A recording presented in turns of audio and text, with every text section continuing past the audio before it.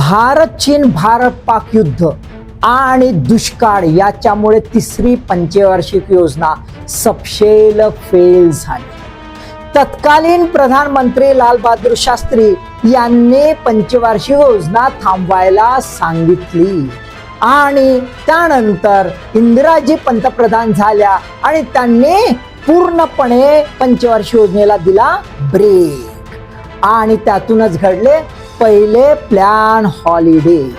पहिला plan holiday 1966-69 पर्यंत चालला, पण त्यानंतर काय, तर त्यानंतर दिसते चौथी पंचवार्षिक योजना. सर्व स्पर्धकांना माझा नमस्कार. आज आपण काय पाहणार आहोत? चौथी पंचवार्षिक योजना. काय कालावधी आहे? 1969-1974. तर आजच्या या व्हिडिओमध्ये आपण काय बघणार की हा जी चौथी पंचवार्षिक योजना आहे, ही चौथी पंचवार्षिक योजना या कुठल्या मॉडेलवर बनली आहे है ना.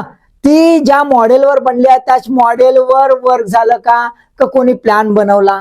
या योजनेला दुसरा प्लॅन पण म्हणतात का, ते पण पाहून घेऊ. या योजना दरम्यान प्लॅनिंग कमिशनची संरचना कशी डायनामिक होती ते पण समजून घेऊ. सोबतच याचा खर्च, याचे टार्गेट ते काय आहेत आणि टार्गेट अचीव झाले का आणि नाही झाले तर योजना कशी भस्म झाली आणि काऊनच झाली, ह्या सगळ्या गोष्टी आजच्या व्हिडिओमध्ये आपण समजून घेणार आहोत. तर समजून घ्यायचं आहे भाऊ मस्त डिटेल मध्ये. चला मग चला.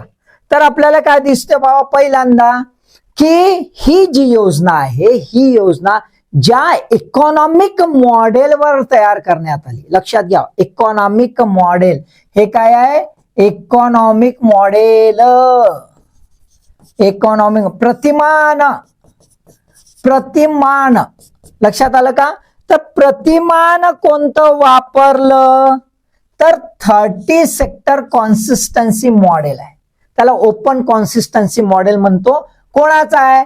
ॲलन मॅने. मान वगैरे आपल्याला मराठीत मान वाटते, आपल्याला ॲलन मान असं काहीतरी इंडियन वाटते, तसा नाही, तो तिकडचा भाऊ. आणि आमचे अशोक रुद्र या दोघांनी मिळून हा प्रतिमान, हा मॉडेल तयार केला. बरोबर आहे, राईट. म्हणजे ह्या मॉडेलच्या आधारावर चौथी पंचवार्षिक योजना तयार करण्यात आली. पण चौथ्या पंचवार्षिक योजनेला कोणती योजना म्हणतात तर गाडगीळ प्लॅन. काय म्हणतात? गाडगीळ योजना है ना, किंवा गाडगीळ जी आहे मॉडेल असाही शब्द कुठे वापरतात, पण आपण त्याला आता गाडगीळ योजना असं का म्हणतात तर समजून घेऊया. आपल्याला काय दिसतंय? डॉक्टर DR गाडगीळ, माधव गाडगीळ नाही, माधव गाडगीळ यांचे सुपुत्र. आलं लक्षात? तर धनंजय रामकृष्ण गाडगीळ जे आहेत ते इकॉनॉमिस्ट होते आणि ते प्लॅनिंग कमिशन मध्ये होते. काय होते पुढं पाहू. पण त्यांनी काय केला? ड्राफ्ट तयार केला. आता याचा ड्राफ्ट तयार केला आणि तो मंजूर झाला, म्हणून याला आपण काय म्हणतो? गाडगीळ योजना. Clear, right. ठीक आहे. आता आपण बघूया की याचं ब्रीद वाक्य काय आहे, घोष वाक्य काय आहे. ते अत्यंत महत्वाचं आहे, ते विचारतात परीक्षेत है ना. तर काही पुस्तकात शॉर्ट मध्ये दिलं, आपण संपूर्ण घोषवाक्य समजून घेऊया. फुल प्लॅन स्लोगन काय आहे? स्वावलंबनाकरिता स्थैर्य आणि प्रगतीसह आर्थिक वृद्धी. लक्षात घ्या, स्वावलंबनाकरिता स्थैर्य आणि प्रगतीसह आर्थिक वृद्धी. Growth with stability and progress toward self Reliance. असं का घोषवाक्य करण्यात आलं ते महत्वाचं आहे. थोडंसं अनालिटिकल पर्स्पेक्टिव्हने आहे ना. सांग काम्या बनायचं नाही, आपल्याला काय बनायचं आहे? ऑफिसर. ठीक आहे. मग त्या दृष्टिकोनातून बघितलं तर हे घोषवाक्य असं का? आपल्याला असं दिसतंय की भारत चीन भारत पाक युद्ध झालं आणि त्याच्यानंतर बऱ्याचशा देशांसोबत आपले संबंध थोडेसे बिकट झाले. आलं का लक्षात? तर त्यामुळे बऱ्याचशा देशांनी आपल्याशी आर्थिक संबंध थोडे कमी केले. आपल्याला येणारे एड जे आहे ते फार कमी व्हायला लागलं आता अशा याच्यात सेल्फ रिलायन्स हा मोटिव्ह अत्यंत महत्वाचा होता, कारण की जब कोई साथ ना दे भाई तो फिर क्या, तो फिर खुद बन जाने का है ना. तर त्या दृष्टिकोनातून म्हणजे because of the contemporary economic situation बाहेंगत जो सपोर्ट होता तो आपला कमी व्हायला लागला होता, आणि तशा याच्या त्या डायनामिक कंडिशन मध्ये आपण हे घोषवाक्य निवडलं होतं. क्लिअर. त्याच्यासोबत उद्दिष्ट काय आहे, तर उद्दिष्ट ही संलग्न असली पाहिजेत. बरोबर आहे. आपल्याला बघा काय दिसतात, सामाजिक न्याय आणि समानता, सोशल जस्टिस अँड इक्वॅलिटी खूप महत्वाचं आहे. तुम्हाला दिसतंय की भारत स्वतंत्र झाल्यानंतर भारतामध्ये आपल्याला सर्वात मेजर जे प्रॉब्लेम्स दिसायला लागले होते ते म्हणजे पीक लेवल ऑफ इनइक्वॅलिटी है ना. असमानता आहे किंवा विषमता आहे ती इतक्या पराकोटीची होती की ज्याला काही मर्यादा नाही. आता ही जी विषमता आहे खूप महत्वाचं आहे. ही विषमता केवळ आर्थिक दृष्टिकोनातून नव्हती, तर ती सामाजिक दृष्टिकोनातून, शैक्षणिक दृष्टिकोनातून सुद्धा होती. आणि त्याच्यामुळे भारताचा खऱ्या अर्थाने जर विकास व्हायचा असेल तर भारताचं जे मनुष्यबळ आहे, ह्युमन रिसोर्स आहे, तो परिपक्व होणं आवश्यक होता, तो स्ट्रॉंग होणं आवश्यक होता. आता इनइक्वॅलिटी असेल तेव्हा बहुतांशी लोक, जेव्हा मास पॉवर्टी असते तेव्हा आपल्याला असं दिसतं बरेचसे लोक डिपेंड आहेत, आणि जे मस्त आहेत फुल आयुष त्यांना काय करायची गरज नाही, कारण ते फुलच आहेत, फुल आयुष. त्याच्यामुळे त्यांना काहीच करायची गरज, ते काहीच करत नव्हते म्हणून ते रिकाम टेकडे, आणि यांच्याकडे काय कराल है ना, कारण हे फकण्यापती मास पॉवर्टी, ते फकण्यापती होते, ते काही करू शकत नव्हते.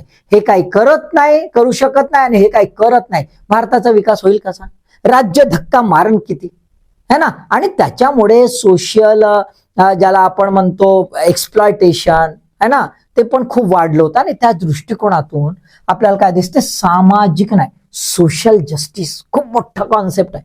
सोशल जस्टिस अँड इक्वॅलिटी याच्यावर भर दिला.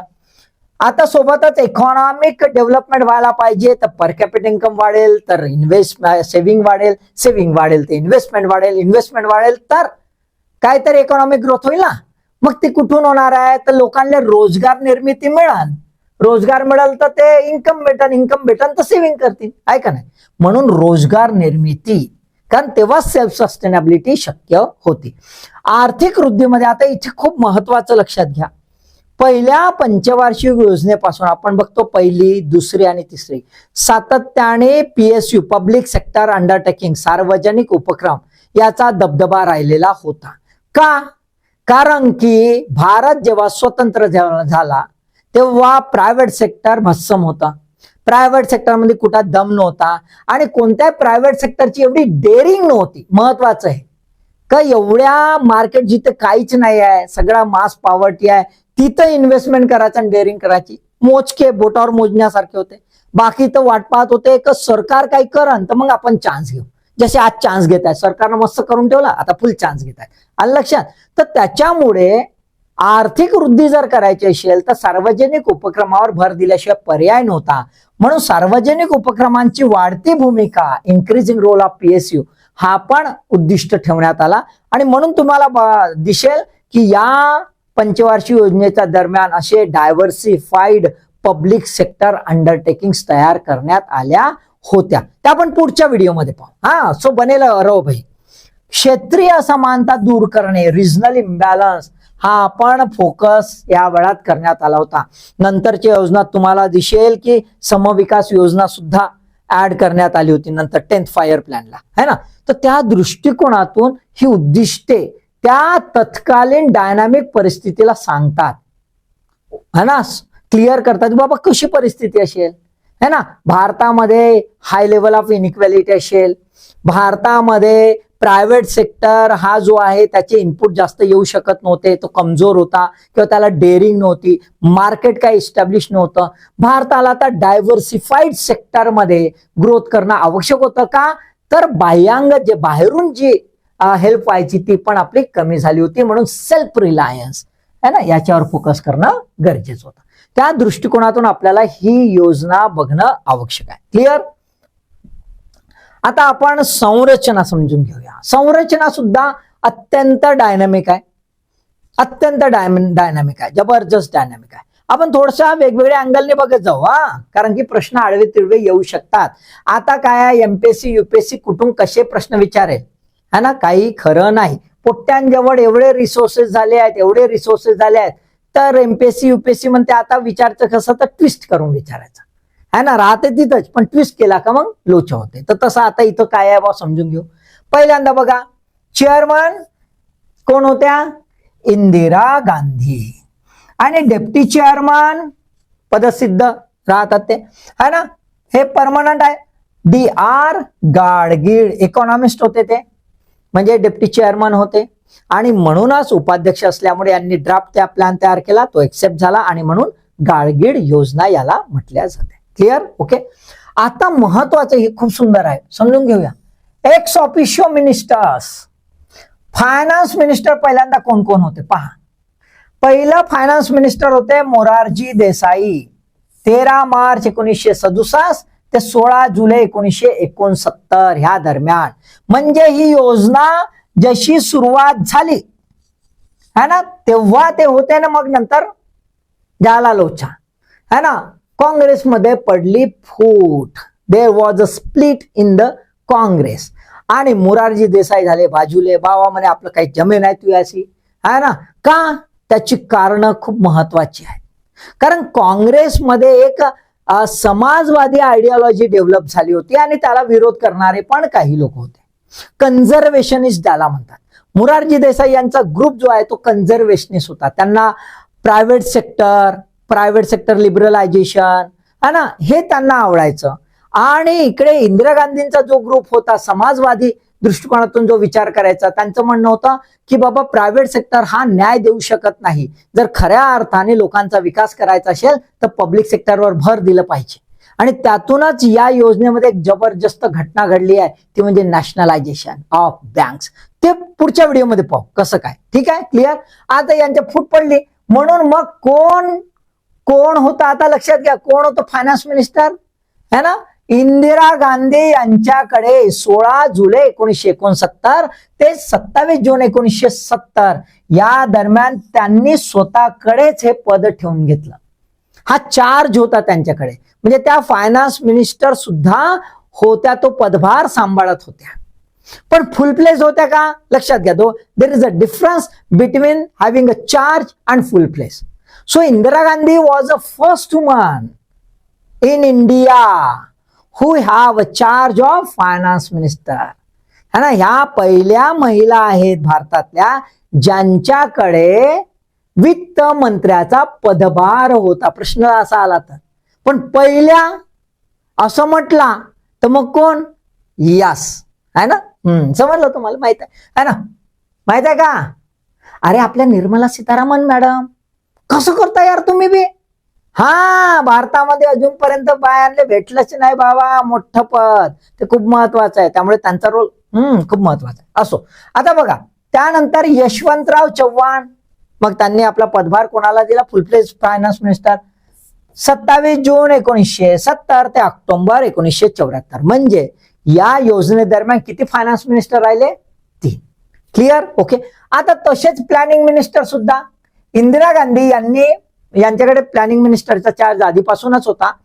1971 पर्यंत त्यांनी ठेवला. नंतर सी सुब्रमण्यम यांच्याकडे 24 जुलै 1971 पासून तर 22 जुलै 1972 पर्यंत राहिला.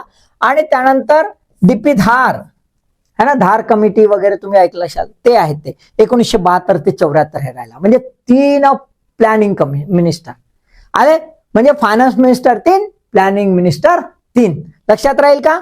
मग तुम्हाला असे प्रश्न विचारू शकतात की चौथ्या पंचवार्षिक योजनेमध्ये खालीलपैकी पदभार कोणाकडे होता, प्लॅनिंग मिनिस्टर है ना, फायनान्स मिनिस्टर आणि ह्या, असा प्रश्न राहू शकतो. बरोबर आहे. किंवा असं म्हणू शकतो की इंदिरा गांधींकडे कोणता पदभार होता, टिंग टिंग टिंग. या व्यतिरिक्तही आहे त्यांच्याकडे कोणता, तो आपण डिटेलमध्ये पाहू केव्हा तरी. लागून राहा. आता फुल टाइम मेंबर कोण होते ते बी विचारू शकतात का, तुम्ही म्हणा काऊन, कारण महत्वाचे मेंबर्स आहेत. व्यंकटरमण, आर व्यंकटरमण नंतर प्रेसिडेंट झाले म्हणून विचारू शकतात है ना. व्यंकटप्पय्या बँकर होते, ते रिझर्व्ह बँकेचे, त्यानंतर डेप्टी गव्हर्नर झाले होते. पितांबर पंत सिव्हिल सर्वंट आणि रायटर होते, आणि DB नाग चौधरी हे न्यूक्लिअर सायंटिस्ट होते, आणि ज्या है ना त्रिशूल विशूल यांचं हो, आणि खूप मोठं कॉन्ट्रीब्युशन आहे. आणि बुद्ध असला लक्षात घ्या, त्याच्यामुळे हे निग्लेक्ट करायचं नाही. आणि बुद्ध असला आठवलं का? आठवलं 1974? नाही आठवा. नाही आठवलं तर आपण एखादा व्हिडिओ पाहूनच घेऊ है ना. तर DB नाग चौधरी न्यूक्लिअर सायंटिस्ट होते, लक्षात घ्या. त्यामुळे फुल टाइम मेंबर पण विचारू शकतात, खूप महत्वाचं आहे. MPSC UPSC ला विचारण्यासाठी खूप आहे प्रॉपर, जर त्यांनी प्रश्न बनवले तर. सेक्रेटरी DP पांडे हे 67 ते 70, आणि त्यानंतर A मित्रा जे आहे ते 1970 ला होते. असं प्लॅनिंग कमिशनची संरचना आपल्याला दिसून येते. क्लिअर? ओके. आता याच्यानंतर पाहूया खर्च. खर्च सहसा एक्सपेंडिचर एवढा डिटेलमध्ये सहसा विचारत नाही, पण असो 15,900 कोटी प्रत्यक्षात खर्च झाला 15,799, म्हणजे कमी खर्च झाला, म्हणजे कमी खर्च झाला. इकॉनॉमिक ग्रोथ हा खूप महत्वाचा आहे, नेहमी विचारतात. आता याच्यामध्ये मी ऍड केलाय एक्सपोर्ट ग्रोथ, कारण MPSC UPSC ला वाटलं की चला बा असं आडवं तिडवं विचारावं चान्स आहे. त्याच्यासाठी इकॉनॉमिक ग्रोथ 5.6% हा टार्गेट होता. अचीव्ड 3.3. अत्यंत वाईट परिस्थिती, दणकणा पडला. जशी तिसरी पंचवार्षिक योजना आपडली तशीच चौथी पण बॅक टू बॅक फेल है ना. राईट. एक्सपोर्ट ग्रोथ 7%, दणकणा पडला 5.7%. हे दनादन आपटले, बरोबर आहे, दनादन आपटले. इकडे बघा ऍक्च्युअल याच्यात इरिगेशनला तेवढा भर दिला 26, ऍग्रिकल्चरला 18, तोरी दनादन काऊन आपटला. काऊन आपटला ते कारण महत्वाचे आहेत. तर बघा काय आहे, कोणतीही योजना जर असेल तर त्या योजनेमध्ये योजनेचा जो प्लॅन बनवला आहे त्या प्लॅन नुसार शासन कार्य करते. पदाधिकारी आणि अधिकारी जोमानं काम करतात. प्रत्येक कोणतंही शासन राव, कोणतंही प्रशासन राव खरंच काम करतात. परंतु काही आंतरिक आणि काही बाह्यांगत अशा ज्या फॅक्टर्स आहेत, जे महत्वाची कारण असतात, ती डायनामिक सिच्युएशन तयार करतात. आणि ती डायनामिक सिच्युएशन तयार केली की मग आपल्याला दिसते लोचा. तर इथंही झाला लोचा. कसा? जबरदस्त. जबरदस्त म्हणजे इंडो पाक वॉर पुन्हा, त्यातही दुष्काळ, आणि दुष्काळात 13वा महिना म्हणायचा तो ऑइल शॉक ऑफ 1973. आणि धमाकेदार तिघांच्या एंट्रीमुळे हा प्लॅनिंग जो आहे याचा प्लॅन डायव्हर्शन झाला है ना, युद्धाकडे गेलं, ड्रॉप पडला. तर ऍग्रिकल्चर हे भस्सम, काही अर्थच नाही. आणि त्यात एक्सटर्नल फॅक्टर म्हणजे ऑइल शॉक, आणि असा बसला शॉक विचारू नका. आणि म्हणून चौथी पंचवार्षिक योजना फेल झाली. बघा इंडो पाक वॉर 1971 हा वॉर जो आहे ना फक्त 13 दिवस चालला, लक्षात घ्या मित्रांनो. परंतु यावरचा खर्च बघा. दोन्ही देश पाकिस्तान आणि भारताची अशी हालत झाली होती. $600 मिलियन खर्च झाला भारताचा, आणि त्याच्यामुळे डायव्हर्ट करावं लागलं. पण that time Indian role was a very big role, इतका महत्वाचा क्रुशियल भूमिका है ना. आणि त्यानंतर अमेरिका असा हादरला है ना इंडिया पासून. वा म्हणे बेकार काम आहे रे बा आहे ना, आयर्न लेडी है की नाही. त्यानंतर सिव्हिअर डॉफ 1972, दुष्काळ, पावसानं दिला धोका. महाराष्ट्र, कर्नाटकाचा मध्यभाग, आंध्र प्रदेश, गुजरात, राजस्थान, MP म्हणजे अर्धाच्या अर्धा इंडिया खल्लास है ना. इतकंच नाही, म्हणजे केवळ क्रॉप फेल नाही झाले, क्रॉप फेल झाल्यासोबतच पाण्याच्या टंचाईमुळे आणि कडधान्याच्या सगळ्या याच्यामुळे है ना, कडबा कुटाराचा प्रॉब्लेम एवढा झाला की लाईव्ह स्टॉक सुद्धा मेला, गाय बैल मेले, आणि अत्यंत बेकार हाल झाले. म्हणजे ग्रामीण जो आहे डेव्हलपमेंट है ना, रूरल डेव्हलपमेंट ते फेल झालं. रूरल इकॉनॉमिक कोलॅप्स झाले डॉफमुळे. आणि त्यातल्या त्यात दुष्काळात 13वा महिना म्हणते ऑइल शॉक ऑफ 1973. 3 काय इंटरनॅशनल प्राइजेस. ओपेकनं चान्स घेतला, मस्तपैकी जुगाड जमवला. आता ते त्यांचं, पण भारताला भोगावं लागलं, कारण भारत हा है ना याच्यावर निर्भर, पेट्रोलवर निर्भर. आत्ताही आपण इम्पोर्ट करतो, आत्ताही आपली वाट लागली आहे, बरोबर आहे. ठीक आहे. तर इंटरनॅशनल प्राइजेस बघा, डॉलर 2.90 वरून सरळ 11.65 पर बॅरल. इतकं खतरनाक उछाल घेतला. मग आता इंडिया कुठं थांबते का बाबा, इम्पोर्टवर डिपेंड. आणि म्हणून इंडियन प्राइजेस वाढले ₹1. आणि जसं ₹1 पेट्रोल, तुम्ही म्हणा का आता 110 वगैरे. अरे बाबा, तेव्हाचा ₹1 म्हणजे आताचे कसे है ना. हे 1973 ची गोष्ट बोलतो ना मी, आता 2026, बरोबर आहे. ठीक आहे. आता पहा, ₹1 तेव्हा आणि 74 ला सरळ 3 पॉईंट. काय उछाल घेतला पर लिटर, एवढा मोठा उछाल घेतला. 3.11 म्हणजे सरळ तिपटी चौपटीनं. आता पेट्रोलचे भाव वाढले तर का होईल? इम्पोर्ट बिल वाढन. इम्पोर्ट बिल वाढलं तर त्याच्यामुळं काय बघा, इम्पोर्ट बिल कसं वाढलं. पहिल्यांदा आपण $404 ते $500 मिलियन खर्च करत होतो पेट्रोलवर. आता त्याच्यानंतर 74 1.3 to 1.35 बिलियन, मिलियनचे झाले बिलियन, दशलक्षचे झाले है ना बिलियन. बाबा खतरनाक, करोड मध्ये चालला गेला. आला आपण. आता याच्यामुळे काय होईल? याच्यामुळे असा झाला की आपला जो एक्सपोर्ट अर्निंग होती, त्या एक्सपोर्ट अर्निंगचा 40% जो आहे तो केवळ पेट्रोलवर चालला. एवढं इम्पोर्ट बिल वाढलं. आता इम्पोर्ट बिल वाढलं तर वाढलं म्हणजे आपली फॉरेक्स कमजोर झाला. फॉरेक्स कमजोर आला तर रुपया बी कमजोर. आणि त्यातल्या त्यात डॉफ इकडे, म्हणजे इकडे खाले नाही, इकडे रुपया कमजोर, फॉरेक्स नाही. मग होईन काय? तर त्याचा परिणाम पडते कमोडिटीवर. कमोडिटी होतात महाग आणि नोकऱ्या जातात भस्सम. म्हणजे ते स्टॅगफ्लेशन. काय ते स्टॅगफ्लेशन. आता स्टॅगफ्लेशन आलं म्हणून रनिंग इन्फ्लेशन कसं, तर 20% जवळपास. किती? 20% डबल डिजिट. आता याचं हायपर इन्फ्लेशन होऊ शकत होतं. See the critical scenario. आणि हा क्रिटिकल सिनॅरिओ 1974 पर्यंत आला.